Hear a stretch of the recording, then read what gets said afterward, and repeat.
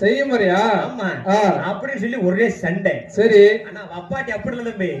வப்பாட்டி வீட்டுக்கு போனா போதும். வாங்க ராசா. சரி. இப்பதான் வந்தியலா?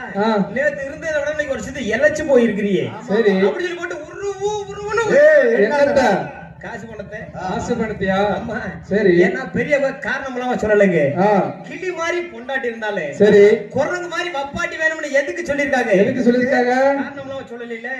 கிளி மாதிரி பொண்டாட்டி இருந்தாலும் குரங்கு மாதிரி வப்பாட்டி வேணும்னு எதுக்கு சொல்லிருக்காங்க அப்படின்னா, ஒரு கிளிட்டு நம்ம என்ன சொல்றோமோ அதை தெரிஞ்சு. ஆமா. சொன்னதை சொல்லுமா கிளிப்பிலன்னு சும்மா சொல்லிருக்காங்க.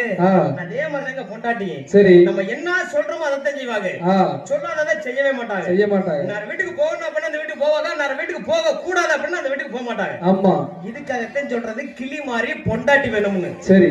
இந்த குரங்கு மாதிரி வப்பாட்டி வேணும்னு எதுக்கு சொல்லிருக்காங்க? ஒரு குரங்குல ஒரு சிப் வாழைப்பழத்தை கொண்டு கொடுத்து பாருங்க. உடனே சாப்பிடுறோம். நம்ம கைக்கு திரும்ப வருமா? வராது. வராது. ஒரு குரங்குல ஒரு மாலையை கொண்டு கொடுத்து பாருங்க. சரி. நம்ம கைக்கு திரும்ப வராது. வராது. அதே மாதிரிதாங்க வப்பாட்டி கைக்கு எது போகுது, சரி, அது நம்ம கைக்கு திரும்ப வராது. வராது. அதனால வப்பாட்டி வச்சுக்கலாம் முடியல, வேணாம் முடியல. வப்பாட்டி வச்சுக்கலாம், வச்சுக்க போ. என்னது வசதிக்கு வச்சுக்க போ. வசதிக்கா? ஓய் கொண்டாடி கால மானி செத்தா. சரி. யாரு தள்ளி நம்ம முழிச்சா பாத்துக்கிட்டு இருக்கோம். அது இல்ல. கொண்டாடிக்கு தள்ளி இருப்பாங்க.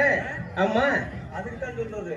கொண்டாடி வாழ்கன்னு சொல்றது. கொண்டாடி வாழ்னா என்ன நீங்க வேற வீட்டு சாப்பாடு சாப்பிட்டு இருப்போம். நீ சம்பாரிச்சாலும் சம்பாதிக்க. சரி. சம்பாதிச்சு போடணும். சம்பாதிச்சு போடாதான் பொண்டாட்டி. இல்லைன்னா இல்லைன்னா இல்ல.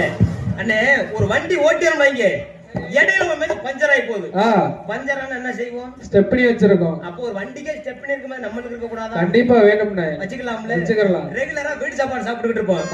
ஒரு நாளைக்கு கழிச்சு ஹோட்டல் சாப்பாடு சாப்பிடுவோம். சரி. இப்ப சாப்பிட்டோமா இல்லையா? ஆமா. அந்த மாதிரி அசதிக்கலன்னா வசதிக்கு ஆயிட்டு போகுது.